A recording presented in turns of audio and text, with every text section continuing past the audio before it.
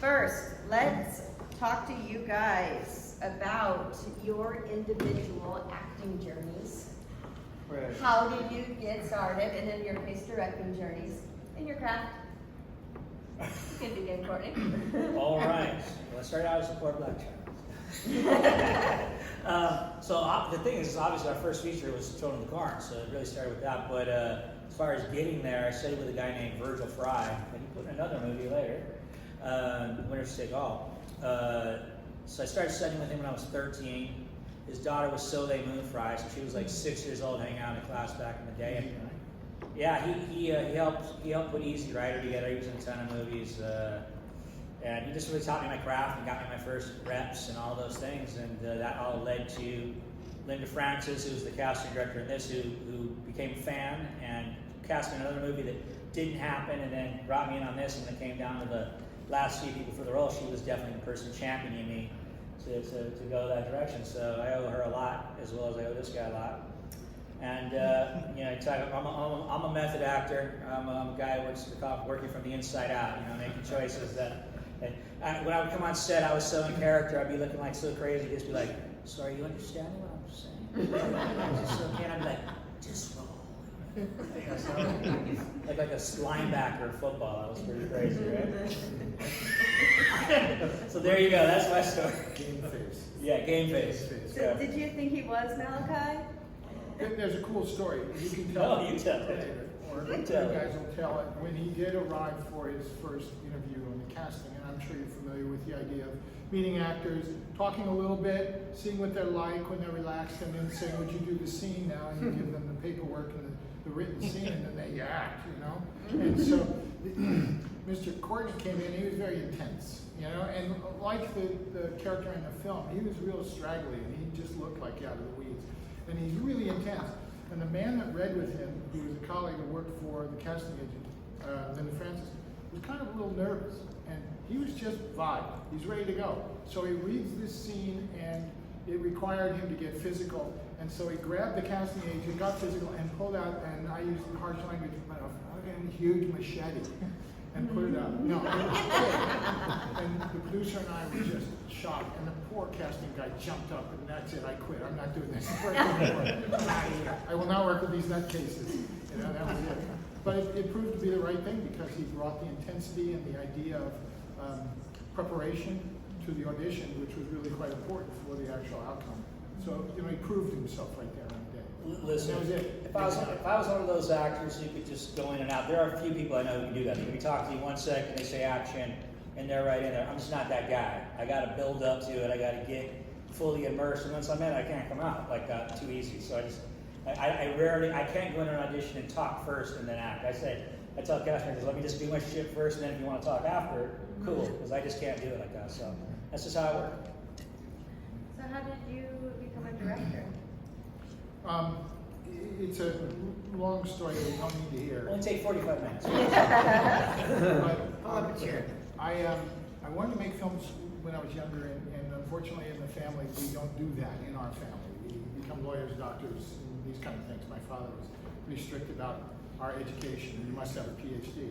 So we got in a lot of arguments, and so when I went to university, I found ways to study cinema, which I really enjoyed. The school didn't offer that, but I found courses and made up courses. And then I went immediately after university to Los Angeles to work, and I got work as a runner, an errand person for a company that made television commercials. And they had a very large studio and equipment and cameras and so forth. So I just was there 24 hours a day, literally, as a little studio rat, watching really important cinematographers work and watching crews work and learning how it all went together. And then on the weekends, eventually I took over the management of the stage, so I had keys. So on the weekends I would go in and I would take pictures of advertisements like perfume bottles or album covers, and I had all the lights and the camera and I had film. So I would shoot these things, and the assistant editor would cut that work off of the reel that came from the lab on Monday. So I would look at it and I'd train myself until I got caught. Then the management said, well, if you two guys know how to do this, then do it all the time. So we won't shoot the package of soap at the end of the workday, which is normal in a commercial. You have a package shot, Coca-Cola bottle. You do it on Friday. You two go in and all day Friday you work and you make the product look really nice. So I developed a reel of individual shots, and it got better and better, and I started to be cocky, and I started to get longer shoots, longer things, and then a guy I worked with, we made a pact, and we started making our own commercials. We sold my skill set to advertisers, agencies, and they let us do stupid things like Target commercials. I shouldn't say stupid, but small things. And eventually one of the guys that worked for us went to work for the studio that made Children of the Corn. And he said, you helped me, I'm gonna give you a choice. Here are 3 films, which would you like to do? So we decided we would take Corn because it was Stephen King, it was a horror film, it was quick, it was easy, something we could take our company, the people we worked with, which made the commercials with us, to Iowa literally the next day kind of thing. And so off we ran, and we made it up as we went along. Wow. So that was really the big break in the feature. But I kind of both love commercials, you know, good tasting tuna. So I knew how it all worked. But yeah, that's it. Mr. Franklin? Well, that's a question. Believe it or not, I was a shy kid. In 8th grade, just being very short and looking young, but I was president of the student council, very small Catholic grammar school, one 8th grade, one 7th grade. So they asked me to write a play. So I wrote a play about illiteracy, and I had characters like Tom Sawyer and other come out from books and help this boy and girl try to learn how to read. And then we performed it for all 8 classes and the nuns and the priests, and it was huge applause. And I go, whoa, this short kid has found where he belongs. So it's just, from there, it just fired up like live theater. Starting off in high school, I just did every single play I could, whether it was props or whatever, I just did it. Once I got 16, I got my driver's license, I started driving 30 minutes here and there, doing different community theaters. And then at 16, I knew I wanted to go to University of Illinois. I'm from Chicago originally. And major in theater, I did that, and I looked so young, and I was over 18 by the time I graduated, that I knew I wanted to go to LA. Some of my theater friends in college went to New York, and I said, I could do theater always. And I did theater in LA too. But I went and looking young, and then within I got an agent like the second week I was there, just because you're over 18. I can sign here. But I had done my research, and there was Arletta, Kelman Arletta, and they discovered Jodie Foster as a kid, and a lot of the Brady Bunch kids. So they were a youth agency. And then I got the audition like 4 weeks after I got to LA and met them and got Isaac, and it just kept. I played kids for many years until the bass fell, and I became character actor. So gray hair came in. I still get sure. Yeah. Yes. There's a thing called Breakfast with the Beatles. I don't know if you get it on Sundays. Oh yeah. So I went there last Sunday. Some friends took me. My birthday was in June 16th, and so we were there. And one of the guys, Stan the hot sauce man, goes, "You're the kid from the Corn." Oh my God! So suddenly they like dragged me up on the stage. I'm leading the DJ. It's like all this. It was wild. I digress. Johnny. I was also started doing it in high school. I think I had a miserable childhood. I think I did it as escape, but I liked the attention. I wanted to get some attention that was positive, affection. I was like a weird little kid, man. I was from a broken home, and I was always like staying at other people's houses and watching horror movies and stuff. And then when I got to do drama, it was like discovering this whole world of a way to escape and into fantasy and to pretend, where you can get punished, you got rewarded. And I was like, fuck, I can get rewarded for acting out in this weird way. And I was hooked in high school. And I was an athlete and I was a surfer and stuff, but drama was, being in drama in high school was so. Were you in drama in high school? Of course. Were you in drama? Did you listen to a word Yeah, I said? I heard you. I heard you, but I just wanted more confirmation. It's special, and that's where it hooked me, And then when I went to college, I did a couple plays in college, and I decided I wanted to be a professional actor. And I moved to Los Angeles and did a theater program, but I was still I was still on my dad's payroll until I graduated college. I was lucky, I was spoiled in that way. He said I could go to college, you pay for it. I didn't want to enter the real world, but as soon as college ended, I was on my own, so I started doing some plays. And Children of the Corn was the second movie I got cast in. The first movie I got cast in, I had like a 6 to 8 week window before I had to start it in Illinois, and I thought it was going to be like a super change my life, kind of change the world movie. I'm studying for it, and then my agent said, go in on this Children of the Corn horror movie, tiny part, but you get to work in front of a camera. You've never worked in front of a camera, you can see a movie set and stuff like that. So Linda Francis and Jeff Greenberg, yeah. And I asked Fritz last time we did this if he ever saw my tape and said, yeah, he can be in it, like, you know, and he said he did. So I was like, so it's really the first movie I ever got to be in was Children of the Corn. And that other movie, like, is a great movie, Grandview, USA, but, you know, no one talking about it. It's not a horror movie. It's Patrick Swayze, yeah. Yeah, great cat. I mean, it's Jennifer Jason Leigh, insane. Tommy Howell, insane. But we're talking about, you know, here because of Children of the Corn. So we heard about Courtney's audition. I want to hear about your guys' audition for this amazing film. It was 40 years ago, 41. Again, I had just done a summer theater production in Chicago, live theater. I can't remember, I played a possessed kid. Equus. No, it's a famous play. I can't remember the name of the title, like The Chosen One. And they made there's a movie with it, version of it, not with me, but from the 60s. Anyway, so I came in with this whole possessed kid and this weird demeanor, and then I got the audition, my agent said, and I read the description, it says boy preacher. So I just started watching some late night preachers. They didn't have any boy preachers in LA, but they had the fire and brimstone kind of thing. So I just took that, and I just knew, I mean, this was before a lot of some of the horror movies came out, but I knew I wanted Isaac to be charming. And it just, I mean, even that scene where I just caressed the girl's cheek, it creeps me out like that. But, so I came in, auditioned, and at first there were, like 30 Isaacs and stuff like that, and they would have, and then later on, it kind of weeded out, and then towards the end, it was just me and a bunch of Malachi's. So like, you don't want to get cocky, and you never want to tell your friends, because it jinxes everything. You just like, shut up, and let the dice roll. And then Courtney came in, and he was just, again, theater background too, and he just grabbed me by the lapel, the crap out of me, and I'm just loving it. Yeah. So I just said to Linda Francis, I said, if I had anything to do with it at all, I just this was just amazing chemistry, because it was like, yeah, beat the crap out of me. Knife and a choke. Yes. I don't have a story. I told my story already. I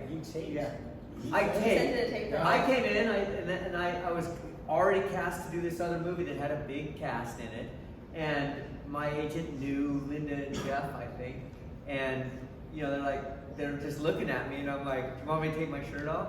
I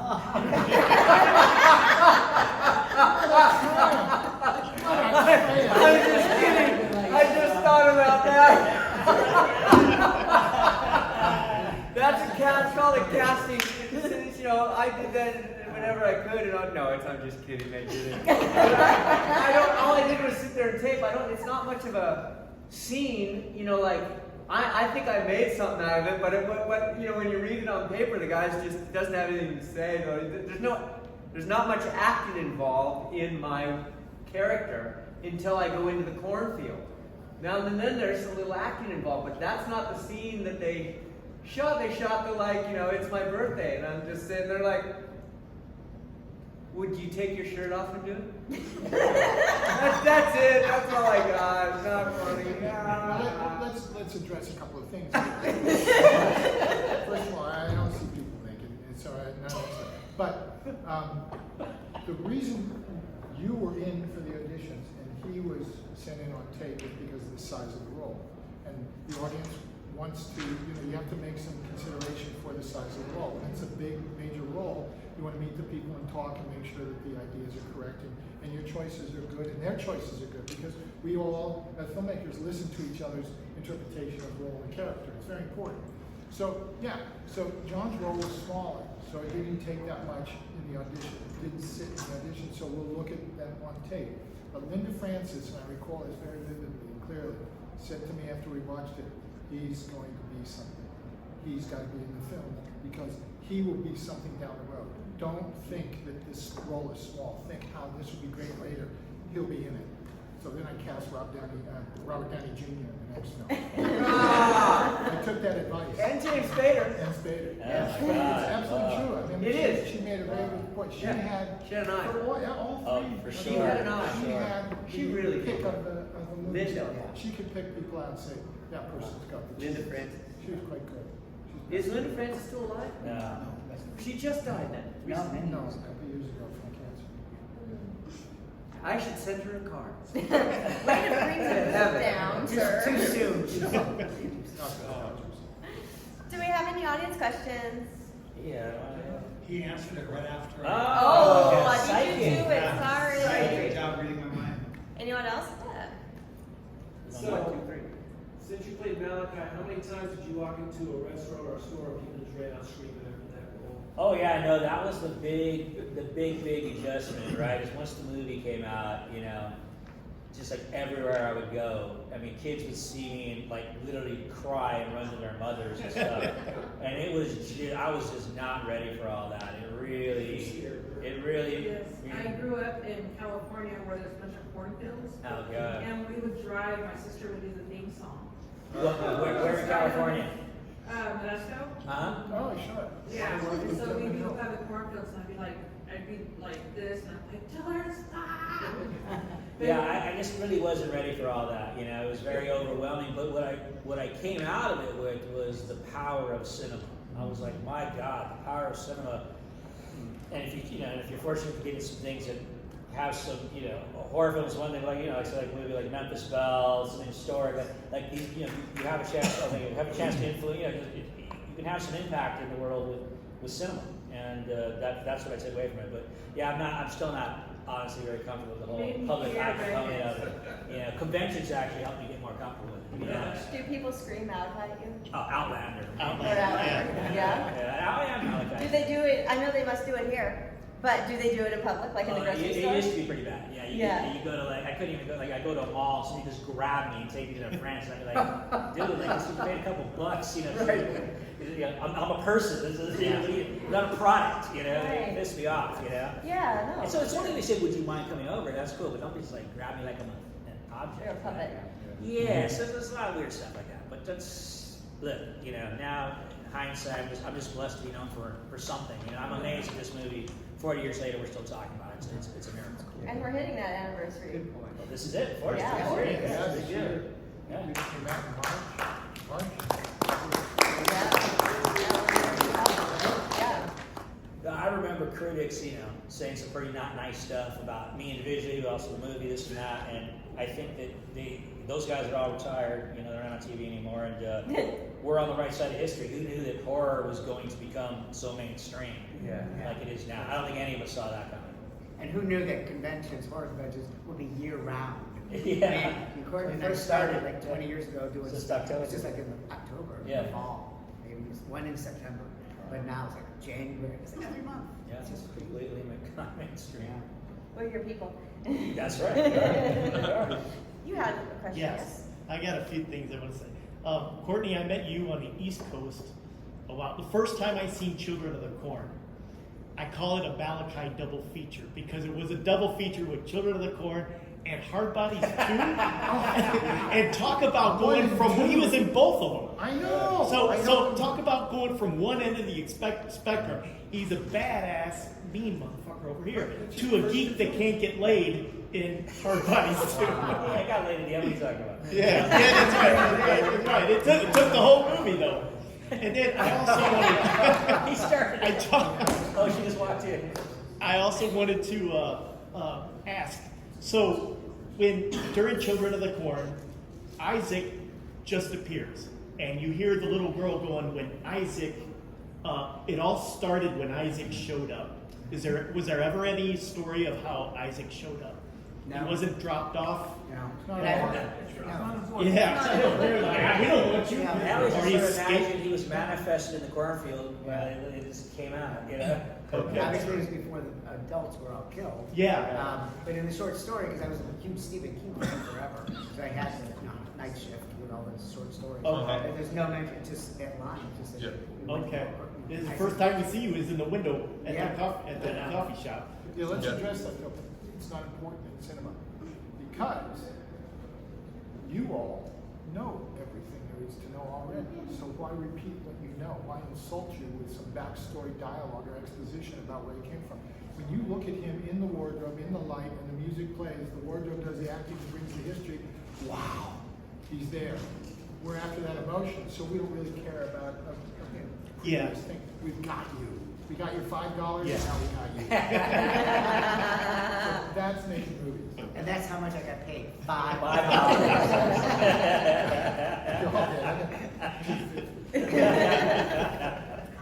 So great movie, right? Staple piece. But was obviously with the name like Children of the Corn, you're working with a lot of teenagers and really little kids. Was it ever difficult to kind of get that good balance of, getting the kids to be scared but not totally traumatizing them? Was it difficult to work with them, or was it like, whatever? I would say this, and I think the extras they got were excellent. That was what was really blew me away is that, and he got it from a theater, right? Theater group, the Sioux City Community Theater. And they were deep in. I mean, like they were just all in, and so that made it even that much easier for us because it was just like we had the environment around us. They were great. So I guess I don't know. You have to tell you, but it seemed to me that everybody was just full in. They were. I mean, anecdotally and to the specific, we all remember the scene where I think it's Linda Hamilton is hoisted vertically on the cross, and the kids are all underneath shouting and making noise, and then it kind of gets into a chant, killer, killer. It was all improvised by the whole group. Now I asked them to jeer and make noise and hold the weapons up and be physical and behave in a mean way toward her, a lot of animosity. And then they got into the kill thing, and I thought, this is so cool. This is great. These guys just went into it, and they did. They went deep. They threw the dirt on themselves every day, and they wanted to dress in a certain way. And even when he would throw something at some kid to like improv, right? I'd be like, wow, that was like a great job. Like he just took it and ran.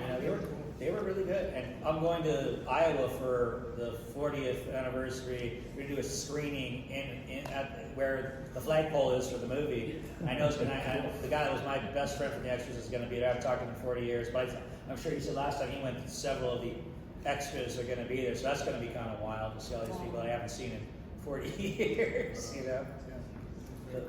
you know when that's happening? Like It's, July 17th? yeah, it's this month. I'm not sure which date, but is it 17? 17th, something like that. Okay. Middle of the month. Yeah, I want to go. That sounds Go amazing. check it out.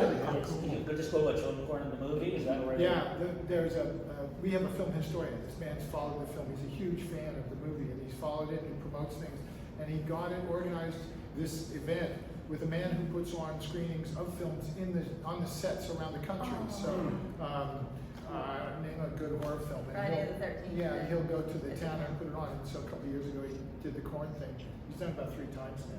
Yeah. I was invited in. It's really cool. You're outside at the flagpole, and there's 200 people, and there are people in the film, and they all dress, and it's just kind of fun. It's a whole day of taking a tour, seeing memory lane, what was there and what's there now, and the 3 or 4 towns that we used where we made the film, because it's not really one town. It's You're about 3 or 4 involved, all right? towns. We're training. No, okay, no, I'm sorry, something else. Sorry. So, I met somebody recently. I thought they were involved with the putting it together. So yeah. So, but the Children of the Corn in the movie would be the way to find yeah, it. Right? childrencornthemovie.com, and he's got all the information. We've all signed, at the beginning of the film, there are the children's drawings over which are the credits. These are the cast, this is the director, etc., and so forth. The number 4 credit is our friend Linda Francis, the casting agent.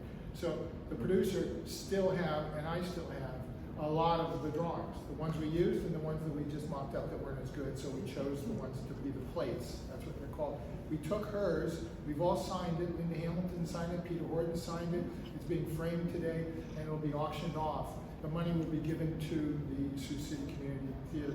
Which is where he found the kids 40 years ago. So go to the website and you'll see, and he may have a picture up already. It's kind of cool, it's the original thing. It's kind of expensive. You said you're a method actor, so during filming, were you Did you purposely not make friends with other people, or were you in character He and actually being mean? had us do that. He had me not be nice to the kids. And I don't know if Peter Horton he told, but Peter Horton was not very nice to me. So I think he told him to. Jonathan, none of that, he had none of that going on, but I was definitely told not to be nice to the little kids and stuff to kind of keep them intimidated. That way they'd be kind of scared. But that was him. He just, that was him doing a little method directing. Making it up. Do you still have the carving of the pentagram on your chest? He just wants to take his shirt off. I do. Anyone else right now? She has a question? She has a question? Oh, I thought you said you did. What's your question, sweetheart? No questions? I think you have a question. Oh, I was saying yes, take the shirt off. Oh, yes, to take the shirt off. It's not pretty. It was 40 years ago. So speaking of movies standing the test of time, obviously modern movies haven't had that test yet. That test will be 10, 20 years down the line. Can you speak up a little bit for me? So to bring it back to movies standing the test of time. Yeah. Obviously modern movies, their test hasn't happened yet. Their test is in 10, 20 years. But what do you think keeps drawing people back to these older original movies that they may not necessarily be getting from modern films? That's a great question. Turn to the director first on this one. Yeah. The film scholar. Yes, exactly. The film scholar. He was a professor at Now, here's the deal. We are commonly interested, mutually interested in feeling those particular things that we're unfamiliar with. You know, the word in the study, the critical side of film is make the familiar strange. And when you can develop that, the audience will mutually accept that. And now we've bonded together. So when a film bonds people together and that makes a community and they talk about it, then that makes something have legs and longevity. And I think it's not just horror film, it can be any kind of rom-com or it can be an action film or whatnot. But to point to the other side of the scale, there's nothing in a Marvel film that bonds me to Marvel. I mean, I don't really care about the superhero doing what they do because it's too fantastic. I don't believe it, it's not organic. I believe walking down a dark road at night with noises that I'm not familiar with and corn that shimmers kind of in the moonlight and then maybe there's a voice or a weird thing. Man, my pants are wet. So you all feel that now. Okay, let's go on. How about this dog? So you know that's really I think that's what does it when there's a mutual experience among the audience. The viewers. Yeah, I think they're just relying too much on special effects and VFX and everything nowadays, and not enough story and not enough character development, right? I think that's what it is. I think there was something in Budget movies that people keep coming back and I think you just, and I think nowadays it's just they're just making family films and tentpole films to make a lot of money, as opposed to, so it's harder, you have to search harder to find stuff that might actually move you, Also, I think as so many people come up and say, I saw this movie when I was 7 years old, There it is. and now I'm a parent, and I'm worried about my kids, and I'm locking the bedroom door. 'Cause so again, it's a generational thing that as it goes on, people now and the grandkids are seeing it now. So that just reinforces it as well as it being a type of experience, more reality. Any ideas there, folks? Oh, yes. What was the question? No. I think that back then, for some reason, I could be wrong, but it seems like we were very sincere in our acting and directing. There was no cynicism.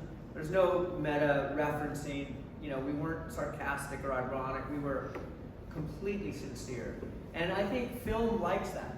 I think audiences pick up on that when they see 80s films and everybody it's innocent in a way. And I think the camera likes that. And I think when the audience can identify with that, because now things are very referent, man, like you've seen it, how's this person going to play this thing that you've seen twice before, But back then it's like original innocence. And I think that's why they make a connection. Hitting on that, I think also back then, shooting on film versus now, does it still work, right? And they shoot on video. It's very different because film costs money. And And so like people would be very focused when you came on set, and you only had so many takes, and everything, and it was different. It was very serious, like he's talking about. And now like, people don't care, like 'cause it's like you can just roll that video chip all day long for hours, and people just don't focus the same. They talk, and it's not that cool. They talk about quiet on set. I often have, when I do some low budget movies, I have to ask people to be quiet. I have to tell them, can you please tell them to stop talking? Yeah, because it's just not the same. But that's how you know you're getting old. But like back in my day, it was film. Get off my lawn. You know? Yeah, but I do miss it because I like that focus when you come on a set and everybody's just.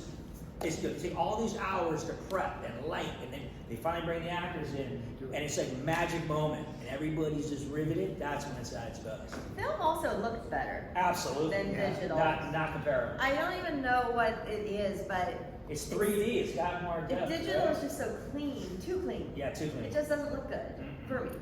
You had one, yes? No? I didn't have a question. It's more of a story with Courtney's character. When I was about 12, my sister was not here. She was like 6 years old. We went to a cornfield in Indiana, and she tells the story to this day. You know, we went to a cornfield, and they said, "Malachi's going to get you."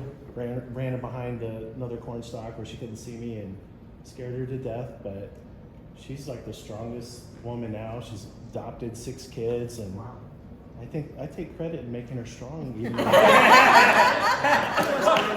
job. Terrifying your 6-year-old sister. Fantastic. and Malachi had a hand. Yeah. And you only had to pay for her therapy sessions for a That's year. right. That's right. I've heard many of those horror stories. I'm telling you, many. Wow. The power center. Any other questions? Yes. Sure. Yeah. And then we'll be. So I always liked the ending, but when you shot that he who walks behind the road, that for lack of a better word, that mole thing going through The mole. field, how did you guys do that? So you didn't hear back then. The question was where the dirt goes in the movie. Like, how did they make that happen? Right? So, being the genius that I am. So Courtney's note about the cost of film is absolutely true. And we were not given a lot of money to make the film. And being people, my business partner and I, making commercials, we invented, very innovative on things. And the film is filled with our little tricks and things. And not knowing exactly, at the time I got the film, what the monster was going to be and what it was going to look like, I was just worried all the time about how do I make this thing that's being spoken about and feared become physical? How do we physicalize an entity? How do we make the familiar strange? And we were literally in the cornfield or at a farmer's place during the process, and there was a tractor, and there was a wheelbarrow. And I looked at the wheelbarrow and I said, that looks just like a hump if you turn it upside down. And I thought, cool. So I talked to the prop guys, the special effect guys, and asked them to dig a ditch, like from here to that wall. That's all it was. A trench. And then build a track out of wood, like what do you call it, Ferris, roller coaster track, and make it go up and down. And then let's take the wheelbarrow and turn it upside down, put it on wheels, and we'll have the tractor connected to a cable over there on pulleys, pull the wheelbarrow, and it'll go up on the track and then back down again. And we covered the ditch with tarp and put vermiculite on it, and we could just repeat that up and down all day long. Just back the tractor up and then do this. And so that's the hump. That's what it is. And it literally is, I'd say, from the stage to the back of the room. Such a cool effect. Isn't it? And it worked out, it was like $25. What was the most difficult effect to create on that movie? Yeah. Yeah. Explosion. Tell us about that. No. This is a stupid story.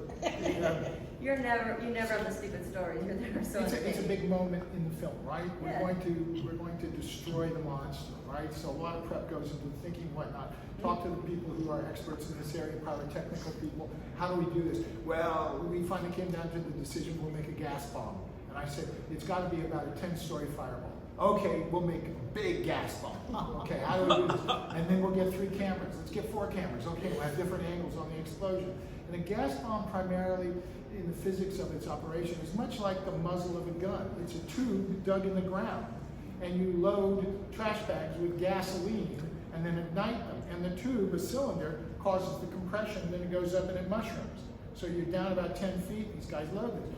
So, big day, freezing cold, it's awful weather. We get out there and the cameras are all set, and I had this idea that we could take the different angles, we could do it twice. 2 takes, that's all I had money for. We could take each take from different angles and we could superimpose them on top of each other so the explosion will look bigger. Just don't move the cameras. But because it was cold, the idiots running the cameras and the drinking that went on caused the cameras to shift, and we got these awful shots. So we went to an animator who, for $5, made these flames. He was a big animator, and he didn't want to help us, and nobody would pay him. So we got this kind of hybrid thing. It kind of worked, but didn't work, and so we hope the sound would be good. And I closed my eyes when we watched it. A gas bomb. What could go wrong? That's exactly right. Aside from shooting you to space. Who would have thought? Saw a question back there, yeah. Forgive me if this has been asked yet, but besides Children of the Corn, do you have a favorite Stephen King story or movie? Shawshank Redemption. Definitely love it. Time goes up. Dead Zone. That's All right. No, I think I agree. Shawshank. Yeah. It's Great a movie. wonderful piece of cinema. And the man who made that, Frank Darabont, used to load prop trucks. And when we talked about how we got our beginnings, Frank Darabont, when I made commercials, we'd hire the guy, he'd go get the props, drag them over to the stages, and unload them. That's how you make movies in Los Angeles. You start at a certain level and get around the community and you do it. But Frank has done really, really well. Yeah. He's a very smart man. And has done more than one Stephen King Yes. adaptation as well. What other one did he do? The Mist. And I want to say there's more. I do, but I just don't remember. Do we have any other questions? Oh, Mama has one. Maybe? Until you turn the other way. Does Lily have a question? Lily. Come on, Lil. Come on, Lily. Everyone wants to hear from you. Okay. No pressure. Well, thank you all for loving the movie. We love you for Yes, loving it. thank you very much.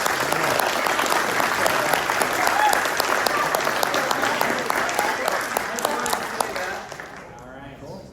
Oh, now you have that one? Yes, when do you recommend her watching it? 13. Okay. My children didn't watch it till college, only because, oh, Dad, we're not watching that stupid stuff. Oh, she loves it. But I How don't- old is Lily? Tell them how old you are. 6. She'll be 7 July 23rd. Oh, That's my happy birthday. birthday.